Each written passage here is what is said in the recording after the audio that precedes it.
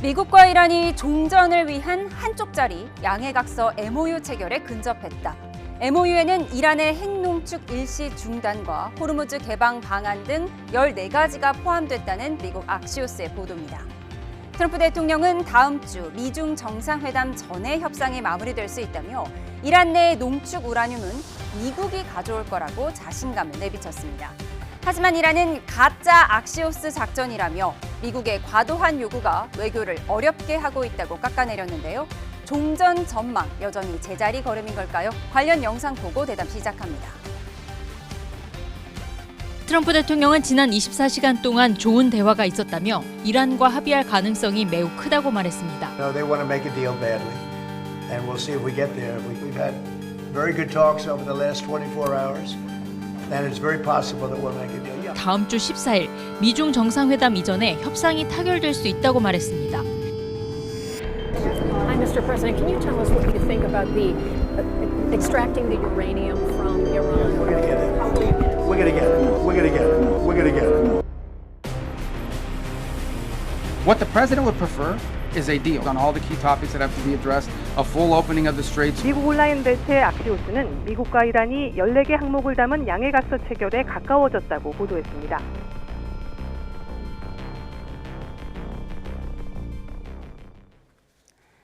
네, 오늘 대담에 세 분을 모셨습니다. 서용주 맥 정치사회연구소장, 윤기찬 국민의힘 법률위 부위원장, 김대호 글로벌 이코노믹 연구소장 세 분을 모셨습니다. 어서 오십시오. 네, 반갑습니다. 소장님, 종전 임박했다는 보도 저희가 너무 많이 전해드려서 이번엔 진짜일까? 근데 주식시장을 보면 진짜인 것도 같고 이란의 반응을 보면 또 아닌 것 같기도 합니다. 어떻습니까? 그렇습니다. 금융시장이 큰 돈을 걸기 때문에 조그마한 오보가 나더라도 금방 확인하고 시정하는 이런 속성이 있는 것에 비추어서요. 지금 금융시장의 동향은 이번 휴전 협상 제안은 상당히 가능성이 높다. 실현 가능할지도 모른다 쪽에 무게 중심을 두고 있는 것 같습니다. 첫 언론 보도가 나온 것이 악시오스인데요. 이 악시오스라는 언론도 상당히 특이한 언론입니다. 이 악시오스란 말이 그리스 말로 중립, 가치 있는 이런 뜻이거든요. 이 악시오스는 언론이면서 사설이 없어요. 우리는 어떤 의견 이런 거 없다. 있는 사실만 보도하겠다. 한마디로 가장 중립적입니다. 그래서 그동안에 많은 협상 무르익었다는 보도들은 일부 정파, 특히 트럼프 대통령과 가까운 폭스뉴스라든지 우파 성향의 언론사들이 보도를 했는데 이와 관련해서 일부에서는 트럼프와 사전 각본에 의한 것이다 라는 얘기도 있었지만 악시오스만은 다르지 않을까 이런 얘기. 거기다가 또 하나 중대한 포인트는요. 그동안에 이란과 미국이 협상이 없었지만 물밑으로는 오고 갔거든요. 그렇죠. 1차 협상 이후에 트럼프 대통령이 이란을 향해서 정말 합의 좀 하고 싶은데 너희들 원하는 거 뭐야? 한번 내봐 해서 사실 여러 안이 트럼프한테 갔습니다. 그 안에 대해서 트럼프 대통령이 우리 타결했다고 하지 않고 악시오스 보도에 따르면 MOU라는 게 메모랜덤 오브 언더스탠딩 그냥 우리 알고 있다 이런 정도예요. 지키지 않아도 괜찮습니다만은 그러나 상징적으로 어떤 신뢰의 구속력은 있죠. 그런데 그 정도의 양해각서는 체결할 수 있다. 삼박자가 갖추어졌기 때문에 뉴욕 정치에서는 상당히 가능하다. 거기다가 트럼프 대통령 곧 타결될 수도 있다. 또 미중 정상회담 앞에 타결될 수도 있는데 이런 얘기까지 하면서 피지빌리티, 실현 가능성이 매우 높아진 게 아니냐. 세간에서는 그렇게 보고 있습니다만은 그러나 확정된 것은 없습니다. 그러니까 양해각서 체결에 임박했다는 보도가 어느 정도 신빙성이 있다라고 분석을 하셨는데 그렇게 싸우더니 MOU 한쪽 자리에 모든 걸 담을 수 있다는 게 신기해요. 뭐가 담겼을까요? 사실상 지금 MOU 한쪽 자리에 그 종전을 한다는 건 미국 측 입장이 더 강하게 됐다고 봐야겠죠. 트럼프 대통령께서는 사실상 국내에서 이 물가 상승이라든지 원유에 대한 압박들이 굉장히 좀 안 좋게 형성되기 때문에 본인도 이를 자꾸 탈피하려고 좀 제 개인적인 생각이지만 자꾸 던지는 것 같아요. 그래서 이란 쪽의 반응을 보는 것 같은데 현실적으로 이란과 미국은 입장차가 완전 다릅니다. 일단 미국은 종전을 하고 나서 제재 부분을 나중에 하자라는 입장이고 이란은 제재에 대한 부분들을 먼저 풀고 그 다음에 종전을 하자 이거거든요. 그러면 이게 그 이 수평선을 맞출 수 없는 상황에서 과연 미국 측의 일방적인 주장으로 되느냐? 거기에 이제 중국이 끼어들었어요. 중국이 중재자를 하겠다라고 된 마당에 이란이 미국 측의 한 장짜리 MOU에 고개를 끄덕이고 그 이 종전을 해버린다. 그러면 호르무즈 해협에 대한 이란의 이 말하자면 선제적인 어떤 기득권 자체를 내려놓는 마지막에 어떤 생명줄을 놓기 때문에 저는 사실상 이 엑시오스의 그 보도 자체가 가짜에 가깝지 않을까. 아니면 여론을 떠보기 정도의 어떤 네. 액션 정도로 그치지 않을까. 저는 그렇게 분석하는 게 맞을 것 악시오스 같습니다. 보도가 좀 신빙성이 떨어질 것 같다라고 그러게요. 분석을 하셨는데 농축 우라늄, 이란 내에 있는 농축 우라늄도 미국이 다 가져올 것이다. 트럼프 대통령 오늘 이렇게 자신감 있게 말했는데 그렇게 쉬운 거였으면 진작 해결되지 않았을까 싶기도 해요. 그러니까 아마 이제 미국으로 가져오겠다라는 의미는 그 이란 역외로 반출되게 하겠다라는 취지로 보여져요. 그러니까 농축 우라늄 이미 이제 고농축된 우라늄이죠. 이게 440kg 정도인데 이 부분은 분명히 처리를 해야지만 트럼프 대통령 입장에서 보면 전쟁의 명분이 쓰는 거고 저희가 2015년도 오바마 정부 시절에 핵 합의가 있었잖아요. 예. 그때 이제 농축 금지 기간이 15년으로 합의를 했었는데 이 트럼프 입장에서 보면 그 이상의 뭔가 효과를 얻어야지만 전쟁의 명분이 있고 오바마 정부의 어떤 했던 일을 넘어서는 효과를 그 선거를 치르잖아요. 따라서 개인적으로 보면 440kg에 달하는 고농축 우라늄은 어쨌든 유럽으로 반출을 하거나 예. 좀 이란이 원하는 것은 그 희석시켜가지고 민간적으로 쓰겠다는 것인데 이걸 아마 트럼프가 그건 용인하고 싶지 않고 그다음에 이제 호르무즈 해협 같은 경우에는 트럼프 입장에서 보면 이게 오히려 본인이 지은 그 지렛대 역할을 하고 있는 거예요. 중국이 끼어든 입장도 중국이 외교적 중재자를 자처한 것이 아니고 본인들 이해관계에 얽혀 있잖아요.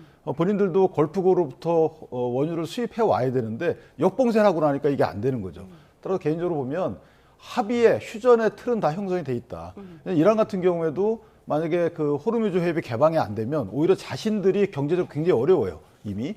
그래서 그런 경제적 어려움 또는 그 원유 수출이 막히게 되면 이미 저장 능력이 다 차 있기 때문에 또 망가지잖아요. 그런 측면, 중국의 또 그런 외교적인 압박, 또 미국은 북중미 월드컵도 곧 열리게 되고, 예. 그다음 미국 정상회담도 이제 14, 15 있기 때문에 이런 여러 가지 정치적 상황, 경제적 상황 등이 어떤 형태이든지 휴전 내지 합의에 이르기는 간다. 그런데 그 전제는 뭐냐면 핵에 관련된 처리 문제예요. 네. 이것이 빠진 종전 내지 휴전은 있을 수 없다. 그래서 아마 그 부분이 어느 정도 포함된 그랜드 바게닝은 안 돼도 소규모 딜은 분명히 있을 것 같다. 예. 오늘 트럼프 대통령 말을 들어보면 거의 다 해결이 된 것 같은데 이란 쪽의 입장은 전혀 다릅니다. 누구 말이 맞는 건지 화면으로 정리해 보겠습니다.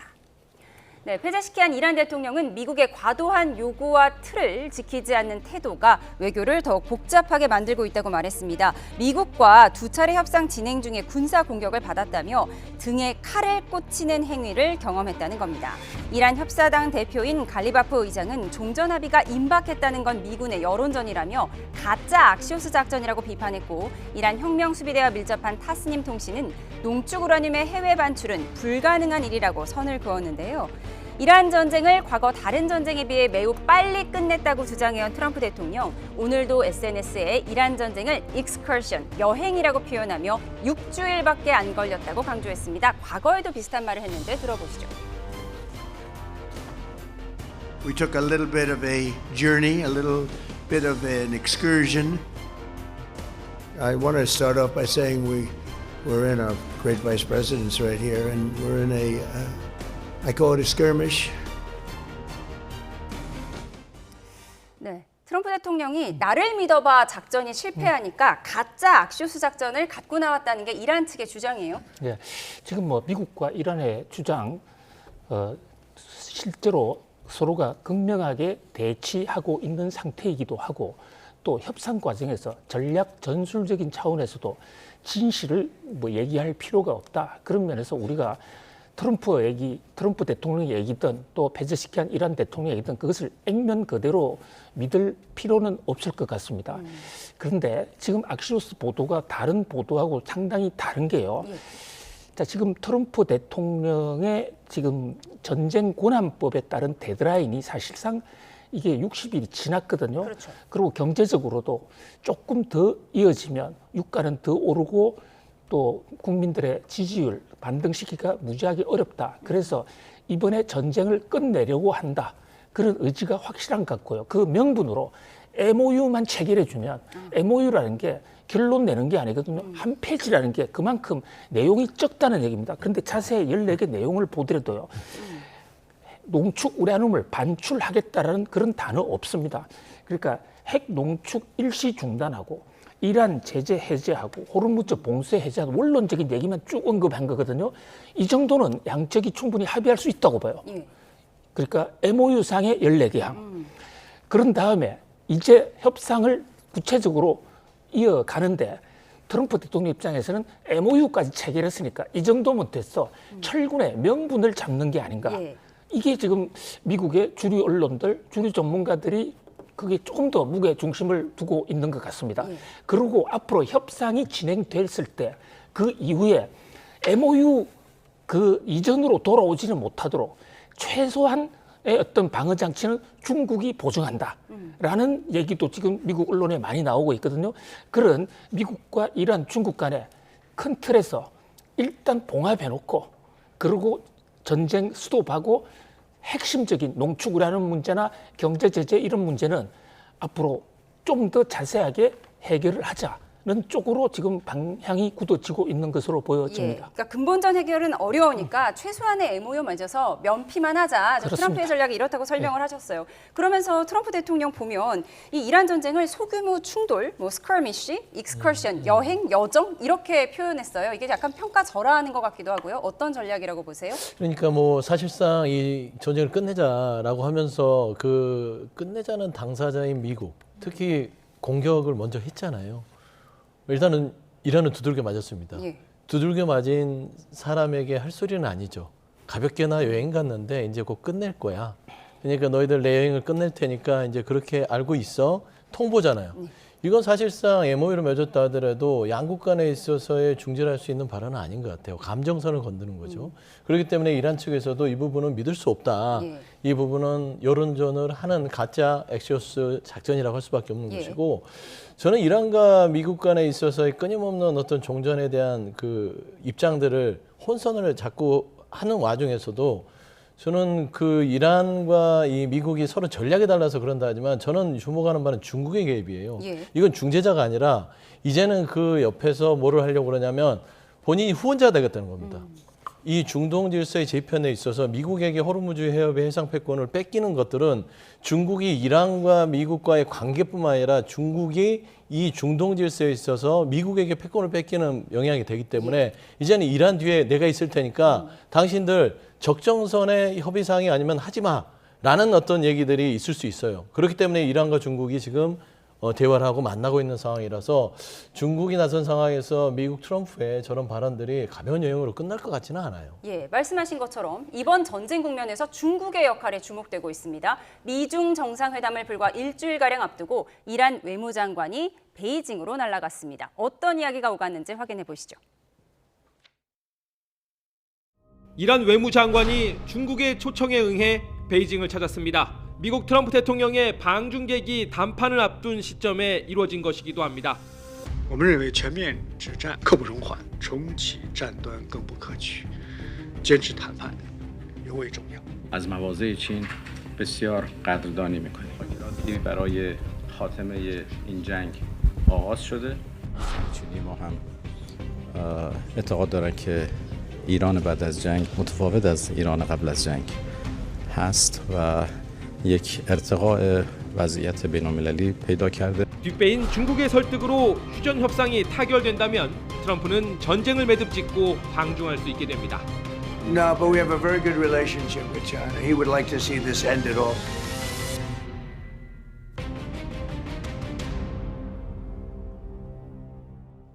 중국이 이란을 초청한 거예요. 그러니까 이번 전쟁 해결에 중국 우리가 역할을 하겠다라는 강력한 의지 아니겠습니까? 그러니까 중국이 자발적으로 역할하겠다라는 의지 표명은 아니고 미국이 어느 정도 외교적 압박을 했죠.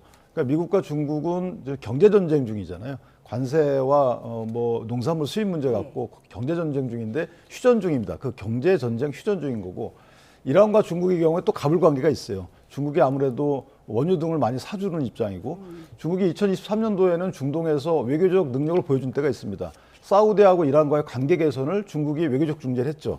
따라서 어느 정도 위상이 있던 차에 다만 이란 입장에서 보면 아쉬움이 있어요. 이렇게 두들겨 맞는데도 중국이 어떤 역할을 못 해주고 있었던 거거든요.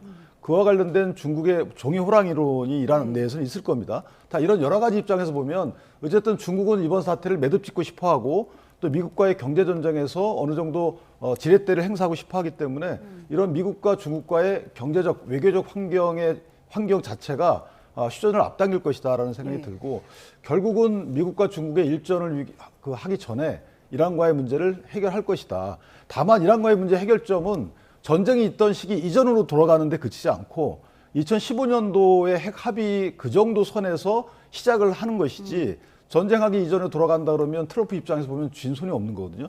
정말 여행에 불과한 것이죠. 그래서 아마 휴전하는 것 같고 저런 특정 언론을 통해서 미리 흘리는 이 부분은 이란 내에 분명한 주도권을 쥔 세력을 아직 모르고 있는 상황이잖아요. 혁명 수비대가 주도권을 쥔 세력인지 아니면 그야말로 뭐 페제스키안 대통령과 외무부 이 당국자들이 주도권을 쥔 것인지 모르기 때문에 저렇게 흘려서 스스로 너네가 정제해서 올려와라 이런 식의 어느 정도 외교적 수를 갖고 있는 게 아닐까 이렇게 생각합니다. 예, 다음 주면 트럼프 대통령이 중국을 가게 되는데 그에 앞서서 이란이 먼저 중국을 갔어요. 그리고 이번 전쟁을 통해서 이란 우리의 국제적 위상이 높아졌다라고 얘기를 했거든요. 그렇습니다. 이 중국이란 나라가 중동에서 갖는 비중 약 20년 전만 해도 미미했습니다. 그런데 지금 우선 경제적으로 놓고 볼 때요. 중국은 중동에서 굉장히 중요한 나라입니다. 왜냐? 중국이 이란의 원유 가장 많이 수입해 가는 나라입니다. 중국도 스스로 산유국이긴 하지만 제조업을 강화시키면서 원유가 굉장히 부족하거든요. 우리보다 훨씬 많은 원유를 호르무즈로 가져와야 되는 상황이다 보니까 경제적으로 중동에서 큰 손이죠. 그래서 이란과 사우디가 충돌을 했을 때도 두 나라 외교장관 베이징으로 불러서 너희들 합의해 이러고 합의시켜 주지 않았습니까? 그만큼 영향력이 있다 이렇게 볼 수 있는데 이번에 일단 중국 입장에서는 미중 정상회담을 앞두고 이란의 외무장관을 불러서 만나는 모습을 보여주는 것만으로도 트럼프 대통령에게는 큰 압박이 될 것입니다. 무슨 얘기냐면 우리 중국은 지금 큰 소리 안 하고 조용히 있었지만 사실은 뒤에 중동은 우리 편이야. 우리가 마음 먹으면 움직일 수 있어. 그러니까 미국이 중국에 와서 잘해. 이런 신호를 줬다는 그런 어떤 일각의 분석도 있고요. 아니면 미국이 중국에게 좀 다리 좀 놔달라. 그 어떤 경우이든 간에 중국의 영향력은 커졌고 이번 이란 전쟁으로 인해서 최대의 수혜자는 중국이다. 그런 면에서 중국 입장에서는 이번 미중 정상회담에 지금 트럼프가 경제 전쟁을 야기해서 원래 정상회담을 하기로 했다가 연기되어 왔던 건데 만약에 이란 전쟁이 없었다면 미국이 트럼프에 대한 관세 문제를 놓고 엄청나게 공격적으로 나가야 될 그런 상황인데 중국이 이란 문제, 중동 문제를 끌어안고 오히려 큰 손이 됐다. 그러니까 중국 입장에서는 어떤 레버리지를 많이 확보했다. 이렇게 볼 수 있기 때문에 이번 미중 정상회담을 통해서 뭐가 타결된다. 이렇게 낙관하기는 좀 이른 것으로 보이고요. 힘겨루기는 계속 진행이다. 이렇게 판단할 수 있겠습니다. 트럼프 대통령이 워낙 성과 과시하는 걸 좋아하다 보니까 아무래도 미중 정상회담 전에 시진핑 주석 만나기 전에 내가 전쟁 이렇게 일단락 지었어. 이런 거 좀 내보이고 싶은 거 아니겠습니까? 그렇습니다. 그러니까 미중 정상회담 전에 일단 양해 각서 체결하고 그것이 상당히 미완의 것이지만 그리고 자기는 전쟁 끝났어 하고 종전 선언해버리면 중국 갈 때 이란 문제가 더 이상 부담이 안 되고 미중 본연의 문제로 돌아와서 미국이 중국을 향해서 좀 세게 주장을 할 수도 있다. 이런 면에서라도 트럼프 대통령 입장에서는 미중 정상회담 전에 이란 문제를 일단락 짓는 것이 매우 중요할 것으로 보여집니다. 한편 이스라엘군이 점령한 레바논 지역으로 좀 가보겠습니다. 레바논 지역에서는 군인들이 종교를 모독하는 만행이 잇따르고 있습니다. 예수상을 망치로 내려친 데 이어서 이번엔 성모상 입에 담배를 가져다 대는 사진이 퍼져서 파장이 커지고 있는데요. 화면 함께 보시죠.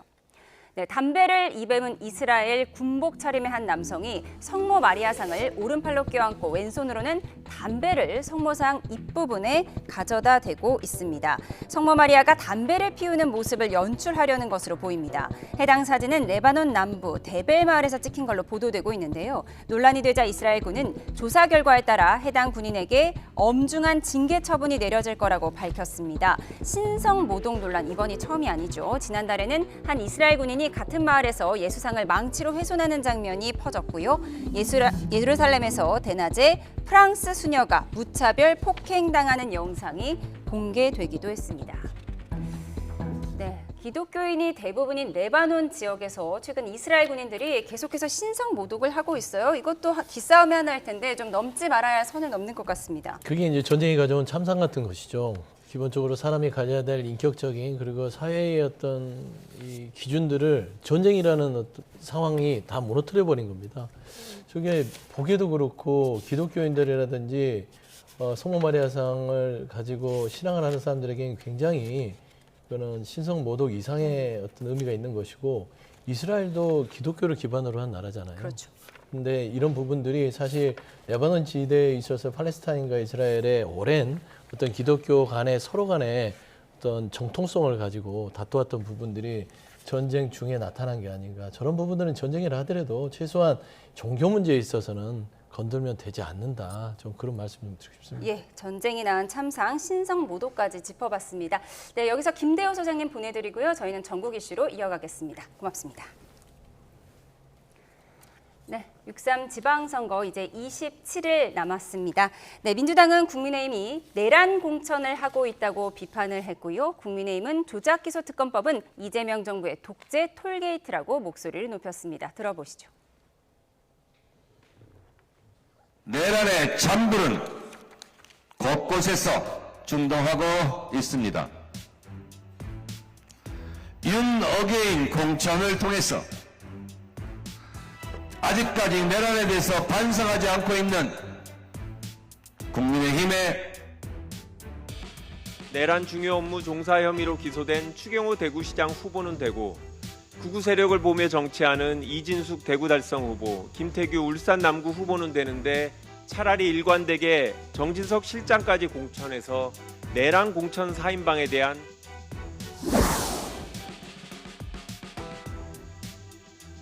특별검사 시켜서 판사가 가지고 있는 공소장을 뺏어다가 이재명이 직접 자기 손으로 찢어버리겠다는 것입니다.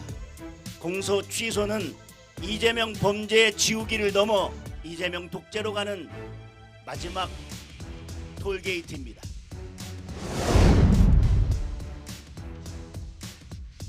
그 시민들한테 공소 취소가 뭐예요? 한번 물어보세요. 10명 중에 8, 9명은 잘 몰라요. 공소 취소 뜻이. 우리 국민들을 무시해도 어떻게 이렇게 철저하게 무시할 수가 있습니까? 네, 이런 가운데 오늘 나온 NBS 여론조사에서는 이번 선거에서 여당에 힘을 실어줘야 한다는 의견이 54%, 야당에 힘을 실어줘야 한다는 의견이 32%로 나타났습니다. 네, 지금 민주당이 국민의힘은 내란 공천을 하고 있다 이렇게 비판을 했는데 조금 전 들어온 속보에 의하면 정진석 전 실장이 보궐 후보 신청을 철회하고 평당원으로 백의종군하겠다라고 밝혔습니다. 그게 맞는 것이죠. 정 실장은 그 어떤 뭐 내란죄 혐의에 연루된지 여부를 떠나서 비서실장의 역할을 했기 때문에 비서실장으로서 대통령의 국정 운영에 대해서 적절한 견제를 못했다라는 결과론적 책임은 있는 거거든요. 그리고 박덕흠 위원장과 공관위원장과 또 사돈지간이기 때문에 사실 공천을 받는 것은 적절치 않다라는, 죄송하지만 그런 생각을 갖고 있었고요. 결단을 잘 해주셨다고 생각을 하고, 저렇게 윤외계인 공천 이렇게 얘기하는 것은 공천에 그 공천 받으신 분들의 그 행적이나 아니면 공약 내용을 보면 터무니없다. 자, 민주당의 말이 맞는다 하더라도 과거 심판이 우선입니까? 아니면 현재 독재로 가는 길을 견제하는 어떤 힘을 주는 것이 우선입니까? 저는 미래와 현재 어떤 그 여당의 독주를 견제하는 것이 더 우선이라고 보고, 그런 측면에서 보면 여당의 저런 일각에서 일어나는 공소 취소 논쟁은 저는 상당히 이번 선거에 큰 포인트로 작용할 것이다. 특히나 박성준 의원이 얘기했듯이 국민이 모르면 알려서 국민의 숙고할 시간을 주고 그다음에 국민적 지지를 얻어서 추진하면 될 일을 자, 모르는 상황에서 얼렁뚱땅 넘어가서 지금 국민을 속이겠다는 건가요? 저는 저런 발언 등을 종합해 보면 공소 취소 저 논쟁 자체가 저는 그 선출직 국회의원들이 반드시 막아야 되는 그런 하나의 의제로 떠올랐다 이렇게 생각합니다. 예, 지금 국민의힘에서는 네. 민주당이 대통령 공소 취소하려고 한다 이 부분을 집중 공략하고 있는데 네. 박성준 의원이 국민의 80~90%는 공소 취소의 뜻이 뭔지 모른다라고 한 것이 또 논란이거든요. 이 부분 어떻게 보십니까? 일단 그 장동혁 대표나 국민의힘 지도부는 늘 한 박자씩 늦어요. 그러니까 공소 취소라고 공격을 하려고 했으면 진즉했어야죠. 사실상 민주당이 이제 조작기소 특검법이죠. 조작기소를 한 검사들에 대해서 분명히 그 죄상을 낱낱이 밝혀서 검사를 하더라도 그 기소권에 있어서 잘못된 거를 그냥 밝혀줘도 나몰라라 했던 시대를 넘어서서 잘못된 조작기소는 철저하게 응징하겠다는 사법정의를 세우겠다는 뜻에서의 특검법이에요. 그게 취지입니다. 공소취소라고 얘기하는 건 정치적으로 이 특검법에 공소유지라는 권한을 주다 보니까 이 공소취소 권한이 대통령을 위한 게 아니냐라는 부분에 오해가 있었죠. 그래서 청와대도 이런 부분은 시기 절차가 좀 조절이 필요하다라고 얘기를 했던 거고 한병도 원내대표가 연임이 되면서 어제 분명히 밝혔습니다. 시기, 절차 그리고 내용까지 다 들여다보겠다. 이건 뭐냐면 원점 재검토하겠다는 소리예요. 근데 이제 와서 원점 재검토하겠다는 이 그 특검법에 대해서 뒷북 치는 거잖아요. 그래서 이걸 이제 이 선거의 프레임으로 삼겠다는 건데 좀 이제 이미 버스가 떠난 뒤라서 별로 효과가 없을 것 같고 저는 이걸 물어보고 싶어요. 오늘 앞서서도 봤지만 오늘 헌법 개정안 올렸는데 국민의힘 들어오지 않았잖아요. 그 내용이 뭡니까? 이 내란의 불씨를 철저하게 없애겠다. 그래서 함부로 이 내란에 대한 비상계엄을 대통령이 하지 못하도록 국회의 권한을 늘리겠다는 거잖아요. 이거는 내란의 불씨를 철저히 없애겠다는 뜻인데 그걸 반대해요. 그러면 물어보고 싶어요. 국민의힘은 내란의 불씨를 살려놓고 싶습니까? 그다음에 5.18 부마항쟁의 민주정신 넣기 싫습니까? 그다음에 지방발전 균형을 넣었어요. 지방에 대한 균형 발전 하기 싫습니까? 이런 정당에게 이 선거에서 표를 줘야 되냐? 그렇게 되묻고 싶은 거예요. 공소 취소의 문제는 바로 잡으면 되지만 헌법 개정안의 문제는 바로 잡을 수가 없어요. 이번 지방선거에서 투표를 해야 바로 잡을 수 있는 거 아니겠습니까? 저는 그런 부분에서 국민의힘은 답을 해야 된다. 그렇게 말씀드리고 싶습니다. 근데 이제 헌법 개정 관련해서는 사실은 지금 시대적 과제가 뭐죠? 국회의 전횡이에요. 자, 그럼 대통령을 아예 없애지 그래요. 계엄 선포 관련된 위헌성을 아예 없애려면 현재 계엄 선포된 이 부분도 국회의 의결에 따라서 막혔잖아요. 그러니까 현재 그 견제 시스템이 작동하고 있는데 굳이 왜 그렇게 하는 거죠? 지금 견제 시스템이 작동하지 않는 것은 국회입니다. 그 국회의 권한을 어떻게 줄일 것인지에 대해서 헌법적 논의가 시대적 과제입니다. 그걸 왜 안 하고 있어요? 그러니까 저희가 그걸 하자는 거고 또 하나 공소 취소의 이 문제를 실제 의원들 모임이 이름이 뭐였습니까? 이 대통령 공소 취소를 위한 모임이었어요. 애당초에 국정조사 특위도 대통령 공소 취소를 위한 거였어요. 그러다 국민적 눈치가 보니까 슬그머니 이름을 바꿨죠. 자, 또 속이려고 그럽니까?